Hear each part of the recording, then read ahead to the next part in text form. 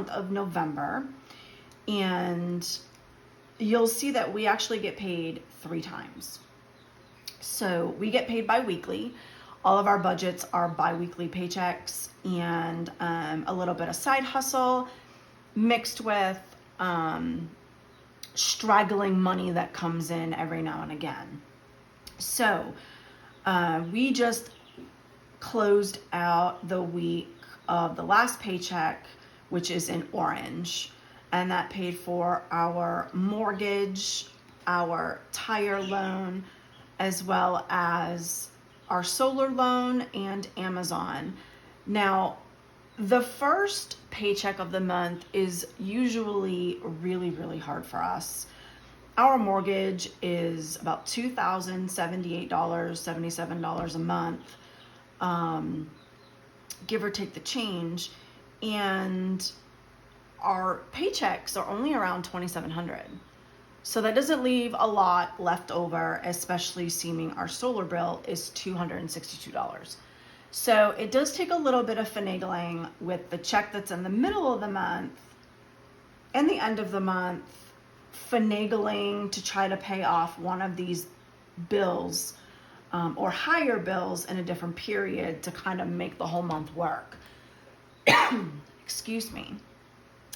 So it does take a little finagling. So sometimes throughout my months, you will not see a zero-based budget. A zero-based budget is what we strive for every single paycheck.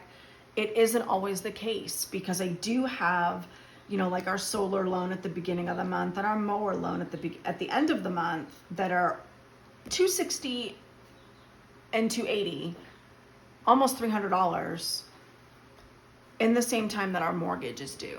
So you do the math, $2,078 plus a $300 bill doesn't leave much for groceries, incidentals, and any other bill paying. So I do finagle my numbers a little bit just to kind of make it all work. We have not had a non-sufficient fund fee in any of our bank accounts since we got married. That we have not had a non-sufficient fund fee, and that's kind of how I want to keep it. So I'm very careful to leave money in our account when I know the next check we're going to be short, or I pay a bill early. Now, I do a combination of both depending on what we have on our agenda that is upcoming, so that may change, as the paychecks progress. But for this month, we are not doing a zero-based budget. It is going to be close, but like I said, this mortgage is our kicker each month, and I am petrified come next year because I know it's going to increase again. We increased almost $300 a month since May. So I'm really, really hoping that it's not going to be catastrophic, and totally blow our budget out of the water. So I'm really being careful and making these little extra nuggets of payments, I call them, on bills that I can. You will see throughout my budget that I really attack our credit cards hard, and for obvious reasons. However, I still have other loans that are small enough amounts. For example, my Synchrony credit card is our loan that we took to put new tires on my husband's truck. That was a necessity. It's $126 a month. So instead of paying $126 a month, I pay $130. Our mortgage is $2,078 a month. Instead of paying $2,078, I pay $2,100. Our tax repayment is $318. I pay $320. Guys, I know that you want to attack debts with a vengeance.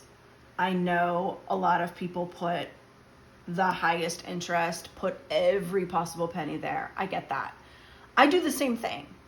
I am using a combination of a couple methods to make this work. Budgeting is not, you go all in, you do all the steps, and that's it. That's the only option you have. There are so many different ways to morph your budget. Your budget has to always be changing. So what one method worked last month may not work this month. So our strategy is to make little round up amounts where I can, to where it doesn't really come up to like $10 more a paycheck. They're just like dollars, like $3 here and $2 here. You know, they're not going to make big dents in the budget. I would rather have that extra money go towards a bill like that than put it in my grocery budget or put it in our gas budget. I would rather be less a gallon of gas and pay off extra bills than put a gallon of gas in my car. That's extra. Now, I am not in the same situation that a lot of people are in. My husband drives for a living. I work from home. So I don't have a commute. I don't have that expense. So doing it this way, seeming my husband drives for a living, we don't always drive our vehicles, it makes more sense for me to put what I would have put in gas into these extra bills. If that at all makes sense. I don't know. Sometimes I have an issue getting, the thought process that's in my head out through words. But we don't have a budget or a lifestyle. I should actually say we don't have a lifestyle where we have to travel. We don't have a lifestyle where we have to pay tolls or we have to always make sure that there's gas in the car. Fortunately, we don't have jobs that are that demanding to where we need to put all of this money into our vehicles. So in turn, when I say I would rather save on a gallon of gas and put that extra $5 or $6 into an extra $3 here, an extra $2 here, that's just because our lifestyle enables us to do so. And I know a lot of people would say, well, I need my gas. If I don't get to work, that kind of conversation, awesome. You do you. Your budget's going to look a hell of a lot different than mine. So I just wanted to explain that is my thought process, and that's kind of what lifestyle we have and what work lifestyle we have. We have the pleasure of working from home, and my husband works in a truck, which he drives to work. So it enables us to really save on auto repair, auto costs, gas costs.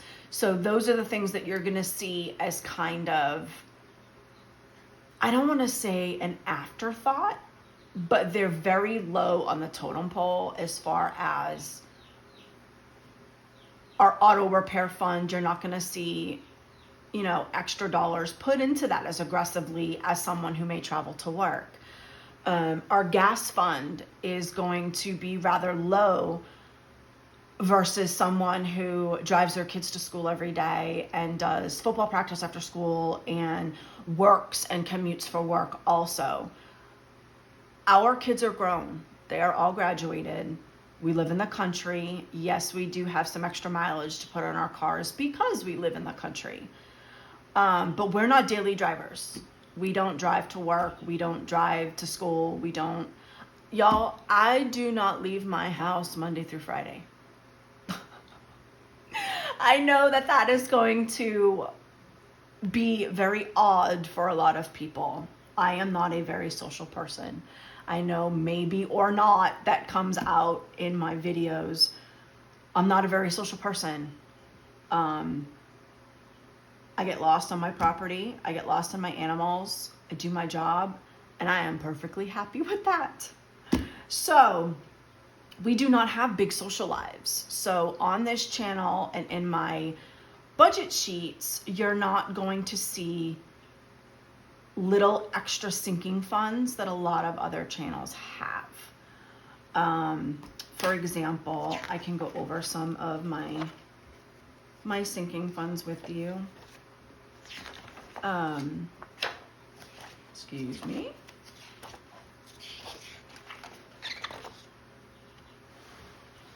So for example, I have a home and miscellaneous. That is any repair that I need in our home, whether it be a pipe fitting, whether it be a new faucet, whether it be screws to repair something, whatever that is. this is a huge thing for us because we have a lot to maintain. We also have a well. So things can get very expensive in a house, especially if you're not on city accommodations. This now falls on us. Equipment. Equipment includes anything that we need to maintain this property. We live on acreage, and part of that acreage is in a forest, a huge forest. If we do not maintain our property and around the property, that forest is going to swallow our house. No joke. So equipment includes the upkeep of our mower. It includes chainsaws. It includes brush cutters. It includes the gorilla carts that we use to lug things. It includes any equipment, hedge trimmers, pruning shears, anything that our property requires to maintain it. That is something that we contribute to. Animals and pest control.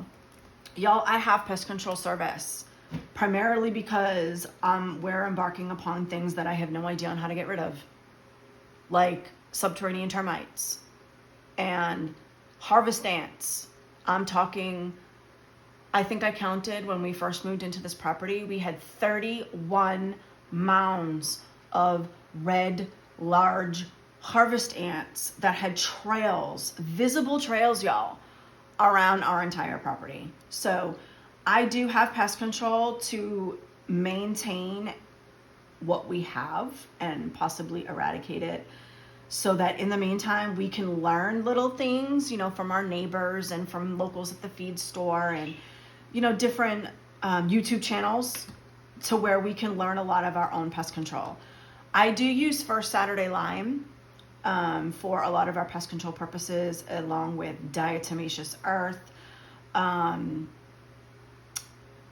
Dawn dish soap, and vinegar. Certain things that we can use around our property to help our pest control problems, so that hopefully one day I don't have to purchase pest control service. And obviously our animals, this does include bedding and feed and dishes and anything else that we need for their upkeep, because that doesn't come out of any other budget. Garden and seed, this is something that we are growing. And by growing, I mean building raised beds, building a greenhouse, things of that nature takes money. And we're doing a lot of this ourselves. So anything that we can save along the way is just going to lessen the blow later on, is my hope. The cash fund, primarily for a few reasons. Number one, we live out in the country. So it is really odd when I talk to people that are back in the city where we came from, or even our family members, that there are stores where we live that do not accept cards. They are cash only. When you barter with somebody or pay a neighbor for something or buy something from someone down the street, they're not going to take Venmo. They're not going to take Cash App. They're not going to take a debit card or a credit card. Cash is king out here. So we do try to keep that on hand, so that if we come across a really good deal that's far less than if we went to the store, it just works to our best benefit. Auto repairs. This is something, like I mentioned at the beginning of the video, this is not a huge thing for us. My husband has a truck. We own that truck outright, and it is diesel. So with that comes a lot of repairs in itself and maintenance in itself. Mine is far less driven than his. So any auto repairs that we do, 9 times out of 10, they're on his truck. Diesel takes a hell of a lot to repair, like injectors and all of that. So a lot of our funds go toward his truck. My car is awesome. I love my car. It hasn't needed a repair yet, and I've had it for 5 years. Our 3-month emergency fund, I would love to take 3 months of expenses, now minus our debt, Because y'all, I don't really care about our debt if one of us loses our job. I just want to be able to make our mortgage, keep the lights on, things of that nature. So our first goal is 3 months of emergency savings that will pay our basic bills for 3 months. Later on, when I can get rid of some of these lower debts and I can start tackling some of the bigger debts, I can change this to 3 month emergency fund, now including our debt payments, and expand it from there. I know that some people would harshly disagree. I know some people have their opinions, but remember, a budget is very, very, very personal. It's based upon personal decisions, personal wants, personal needs. Every lifestyle is different. Every situation is different. Every background is different. Every job is different. Every housing situation is different. You're not going to have a budget that's going to 110% work for somebody else. So try different things, and if they don't work, they don't work. No harm, no foul. Try something different. You're going to find something that works for you. And I probably use 7, 8, 9 different budgeting channels that I followed all throughout these years and morph them into my own organized chaos. That's what I call my program. Well, not my program. That's what I call everything. It's organized chaos. To me, it's organized chaos. So this is just how we do it. You'll notice I have huge categories that are missing here. I don't have a beauty budget, folks. I am beautiful enough. No, I'm just kidding.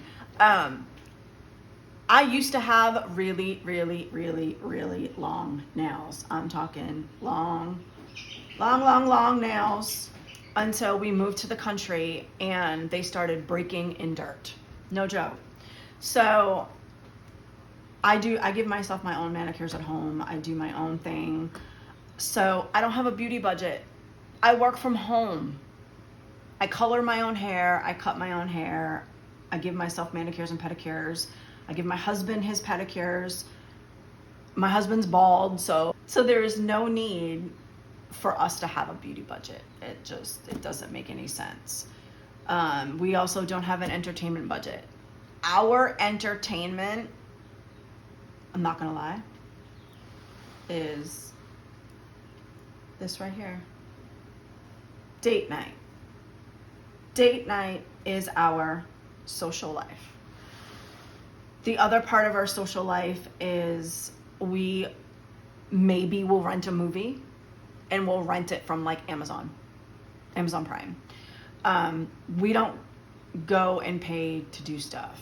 We don't go out and blow money other than what we have dedicated for date night. So we don't really have an entertainment budget for that reason.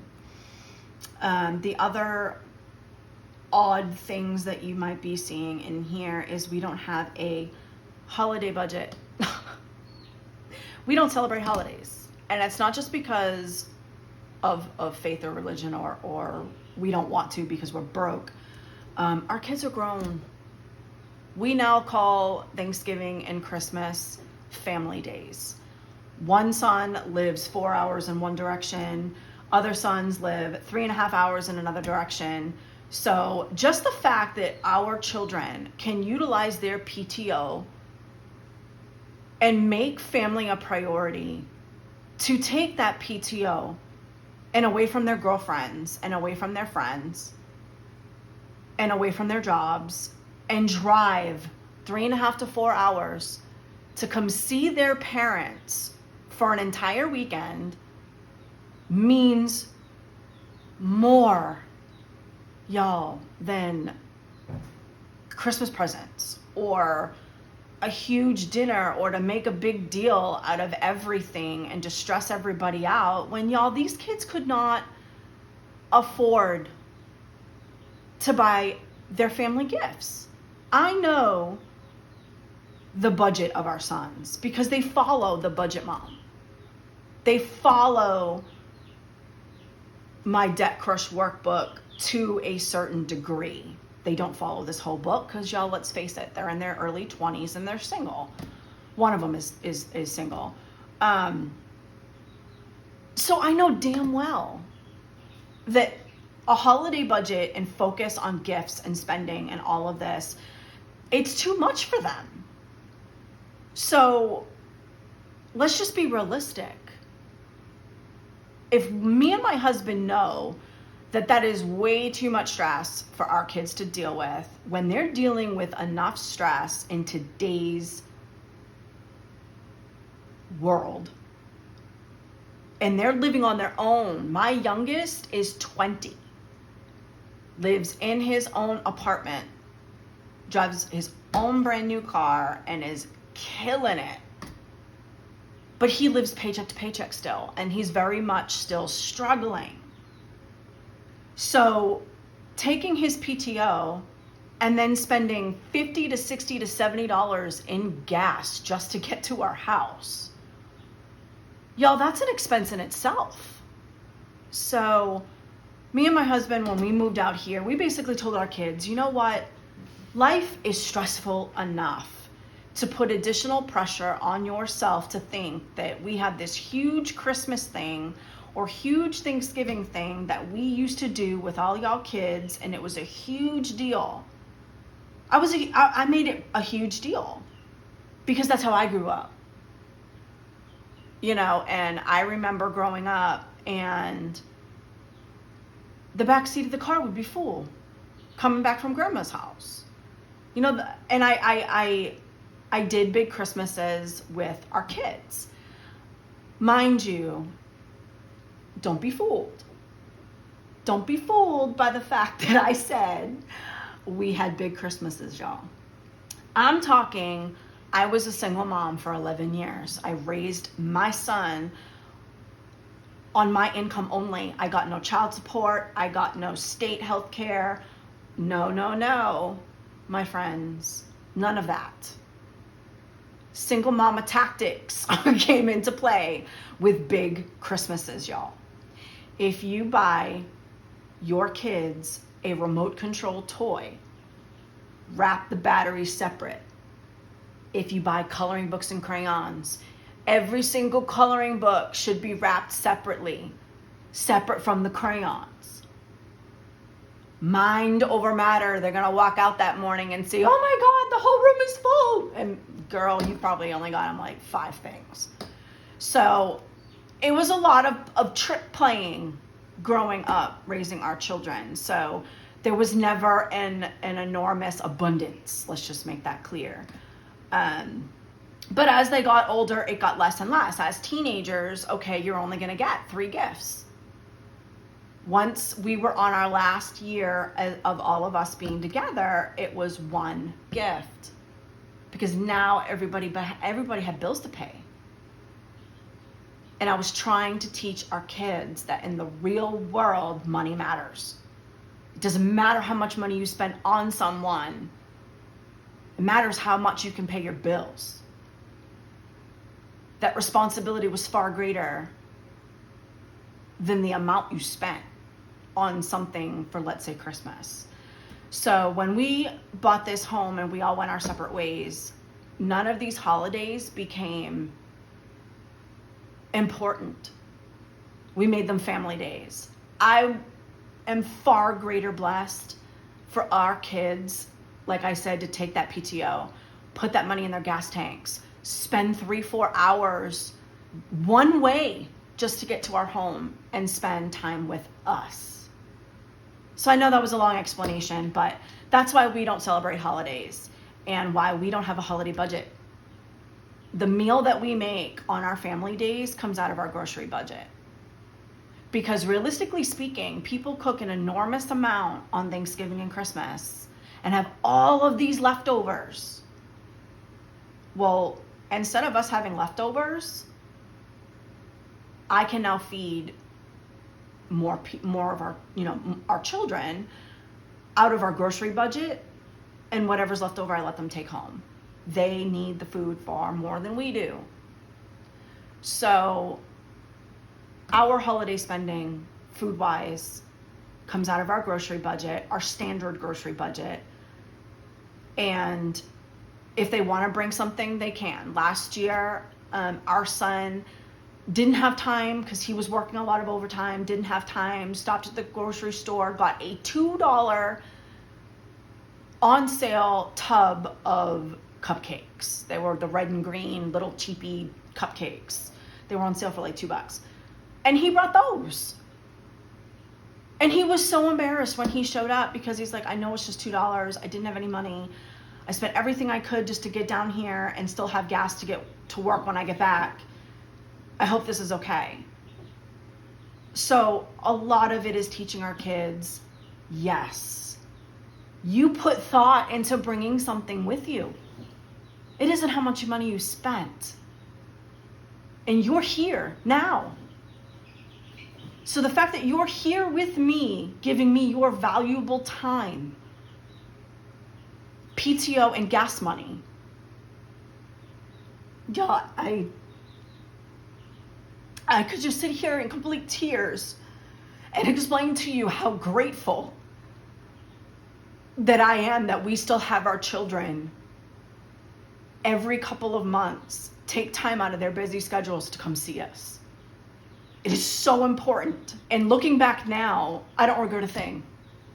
I don't regret not spending your traditional Christmas. I don't regret not going Christmas shopping. I don't regret any of how we've tackled this situation, because this right here, how our kids spend time with us, travel with us, or travel to us, versus them feeling all the pressure of having to spend all this money and drive all this way and the PTO that they're now taking. Y'all, it's just stressful enough. Turn these holidays into family days. That means so much more than this commercial stuff. Because y'all, the reality of it is the entire world is in debt. This entire country is in debt. You don't need consumerism on top of it. That is my categories explained, why I don't have certain categories that you're used to seeing, and the addition of categories that maybe you have not seen. So this is just to give you other ideas, kind of explain that, what you'll see and won't see in our budget. So this is our month of November. And you'll notice I keep very few bills at the beginning, very few bills in the end, and I keep it majority in the middle. Like I said before, our mortgage is our highest bill. It is probably 70-80% of that paycheck. So I have everything coming out of the middle so that I can help subsequent paychecks, if that makes any sense. So I did a little bit of a budget. Now, my budget worksheet that I showed in my last video, in my Debt Crush workbook that I do in Google Sheets, I have a planned section, just like the budget section, and an actual. The way that I utilize both of these columns in my Google Sheets is I will be, let me see if I can push this over for y'all. I am aggressive in one column. See, I paid $23.71 in bills. More aggressive in the last column. So I have two different scenarios I can choose from based upon how I structure these bills. So like this credit card right here, my mid credit card, is $300 in one scenario, but $280 in the next scenario. So I'm playing with my dollars to see what is my best scenario, and then I make a decision. So my planned column, I make probably a week before we get paid. Then I sit on it. I think about it. Does anything else come up within this period that may be catastrophic that I have to throw into the budget on the last minute? how can I be more aggressive? And I get ideas from other channels too. And then I'll come in and do my actual, and I will make it different. How more aggressive can I be? What different things can I do to make my dollar stretch? And then I pick one. Now, I know the word actual is probably a little bit deceptive. I haven't really come up with a better term to call this column yet, whether it be scenario 1, scenario 2. I mean, I don't know. But I have it all set up to where it kind of mimics how she laid it out in her workbook, but I'm using this as 2 different scenarios. So this first column goes in my budget column. And then my more aggressive, I kind of work out on my Google Sheets and then finalize it, and that's what I write in my actual in order to do the rest of her worksheets. So far right now, we get paid this Friday, 11/10. Now, like I said, a lot of our bigger bills, a lot of our other bills, come out in the middle of the month. So we have electric is $150. That is pretty much stagnant. That won't change. Taxes are $318. Our low credit card and our mid credit card are due. They're $200 and $300. Now, I don't pay my credit cards when they're actually due because I set up my budget where the majority of my money comes out mid-month. I pay everything mid-month. Our car insurance is $394. Driver's Legal is a subscription that my husband has because he drives for a living. Pest control is our pest control service that we get every 3 months. Our pest control loan is for the termite baits that we have around our house and also the insulation in our attic. Our cell and internet bill is $318. This is for 2 cell phones and 2 Wi-Fi modems in our home, one at the front of the house, one at the end of the house. I don't live in an area where there's good internet at all. I swear to you, I feel like since we've moved in this area, like I have stepped back in the internet world to like 1995. It is horrible out here. So 2 modems is a necessity if we want to watch and stream our house. Otherwise, our entire Wi-Fi internet experience would be non-existent. And that includes cell phone boosters suspended 10 feet from our roof. Whole different conversation. Major strides just to get internet exactly where we live. So 2 modems is necessary, and that is for 2 people, 2 modems, $318 a month. My student loans just kicked in again. I paid off one of these student loans using a check 3 years ago, back in 2021. I managed to get rid of one of my student loans with that check.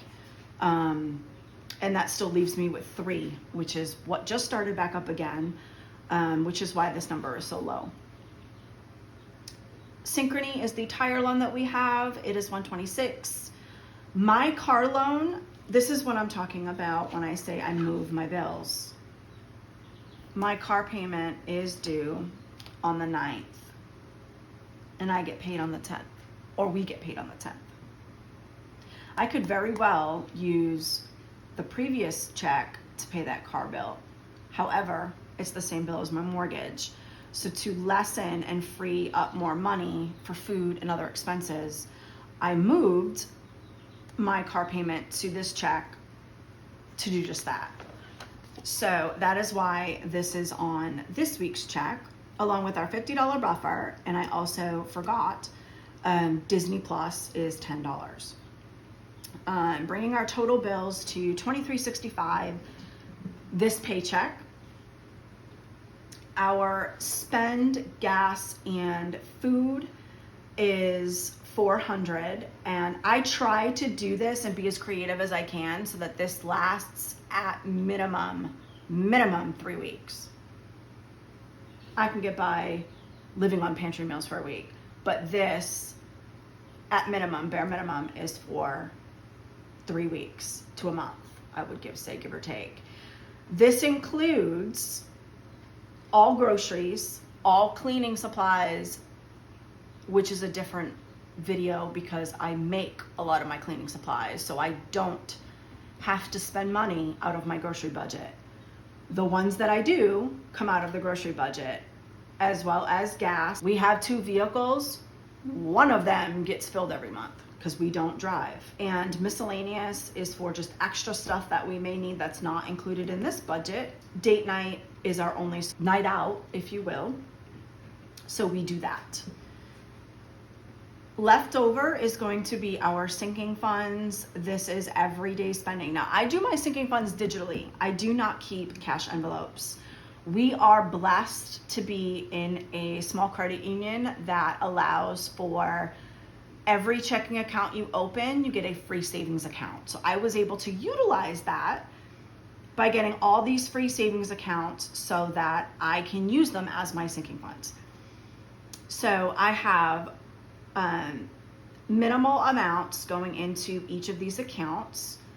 Now, animal and pest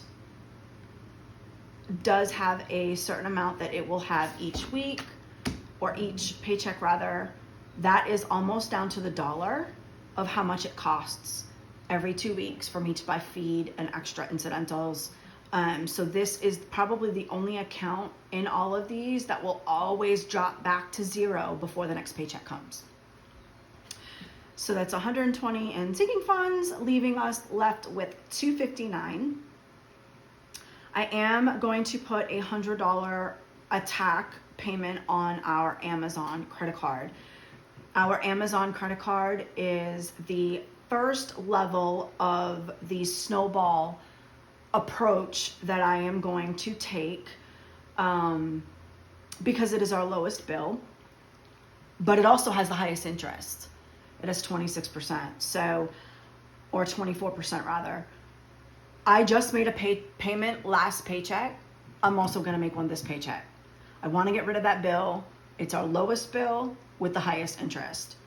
We're going to pay our Amazon credit card and our low credit card, seeming they're the 2 lowest balances with the highest interest rates. And then I'm going to switch to the avalanche method for our high and our mid credit cards, seeming they have the highest balances. So that's kind of, right now, that's our approach or plan of attack. And then an emergency fund, which is the 3-month emergency fund of basic expenses, will get 25. I am left with $134, and this is what I meant by, it's not always going to be a zero-based budget. I know that this next check on the 24th also includes my mortgage. So I know that's a $280 bill. This is a $125 bill with a $2,077 or 78 bill. I can't add another bill, which I know is coming, is the Synchrony, solar, and Amazon. Now our solar is e-check. It has to be e-check. Our mortgage is e-check. So if you see what I'm getting at, you've got 2 bills, $2,077 plus $260 that are e-check. So I have to have the money in the account. I can't charge it. So it's really finagling based upon what I know my upcoming paycheck is going to look like. So I have $134 left here because I know when I make this mortgage payment, 2, 3, 4, 5 is my Synchrony credit card, which I can pass on until next check. 6, 7, before I get paid again, is my solar auto draft. So I don't want to be caught with an NSF fee. So to make sure that I have enough money sitting in here for whatever happens, I am going to choose to leave this $134 in here. Now, it's going to be $184 because I also have a $50 buffer. Before I get paid again, or before we get paid again, the night before or that Wednesday before, I am going to check my bank account and take a screenshot. 2 seconds. Take a screenshot. That way, when time comes, you have a reference point. And whatever's money left is sitting in there, then I choose to either roll it into the next check or roll it into an additional debt payment. Wherever you want to put it, I make the decision at that time. Or I let it sit. When I get closer to Friday, I am going to make a decision based upon what happens in the next couple of days, whether or not I'm going to be aggressive or just a little bit aggressive. And that will really dictate how much I throw at my debt and how I finagle my numbers. This may decrease just a little bit or increase just a little bit. For right now, if you look at these two figures, this column, I have $134 left over, which is my $134 here. If I do scenario B, I would have $121 left over. I use this to really play with my numbers. That way I don't have to have the nasty, yeah, that was October. This is how much my OCD, ADHD, I don't know what the to do brain goes through every month. And I just can't. So I use this and this. In this, I can fiddle with all week long. And then all I'm doing is copying. I mean, it takes nothing. So my goal is to minus my solar and my mortgage. I want all this crap that we're paying for, like taxes and the credit cards and the pest control and the pest control loan and the student loans and the synchrony loan and the car loan. 2 years, 2.5 years, y'all. That's my goal. That's my goal. My solar loan total is still 50 grand. So that's going to take some time, but 2.5 years, I'm hoping that I can just crush this. And I'm making a lot of extra debts. I'm rounding up figures. Like I said, like this tax bill in my other example on my Google Sheets, I'm paying $320. There's 5.6% interest on back taxes. That $2 extra a month, I don't care what anybody says. That's helping something. You know, even down to my student loan, me paying $120 versus $118 or $125 versus $118 at 6.8% interest is still doing something. Even though I can't make a $100 additional payment, even though I can't make a $50 additional payment, $2, $3, $5, plus $100 whammy on the credit card, $250 whammy on the credit card, sprinkled with all of these extra little, because you're going to spend it, y'all. All of these savings that I'm throwing at these little extra debts, you're just going to throw it in your grocery budget. You're just going to throw it in date night. You're going to throw it at gas. You're going to throw it at holidays. You're going to throw it at something. Be honest with yourself. We're very, very, very simple. We're trying to get out of debt right now. We don't have the luxury for luxury things. So this is our bare bones, no extra fluff, how we plan on tackling our debt. I do know one big perk is our cell and internet bill. I just got a notice that is dropping down to, if I remember, that $318, I think it dropped down to like $286. So now I have $318 minus $286. I have $32, y'all, that now I have to figure out what to do with. To me, $32 is a lot of money. A lot of money when you are in debt. $32 is a lot of money, y'all, because that means I can either put an extra $10 or $11 on 3 bills, an extra $32 on 1 bill. I can choose $32 on our mortgage. Sky's the limit. So I will play with that figure before my next budget video, and I will let you know exactly what our end totals were and also how I am going to set up my budget for 11/24. 11/24 also includes our mortgage week, so far less bills, a little bit more strategy, and stay tuned for that. And I also have a video coming up on things that we do not spend our money on, which is quite a bit, and I think some of it will shock you. So yeah, I have a whole bunch of ideas on things that I can bring to the table, so stick with me. Thank you so much for all of those who made it this far in this video. I know it is awful lot of rambling. I love to talk. I'm not gonna lie, I love to talk, y'all. So thank you from the very bottom of my heart if you stuck with me all the way through this endless rambling that I have done this entire video on explaining how and why we do things. I hope it at least helped somebody. I hope it gave you lots of ideas, a lot of insight. So until next time, thank you so much for watching this video. Please like and subscribe. It will help me out tremendously and help me grow my channel as well. Stay blessed, and until next time.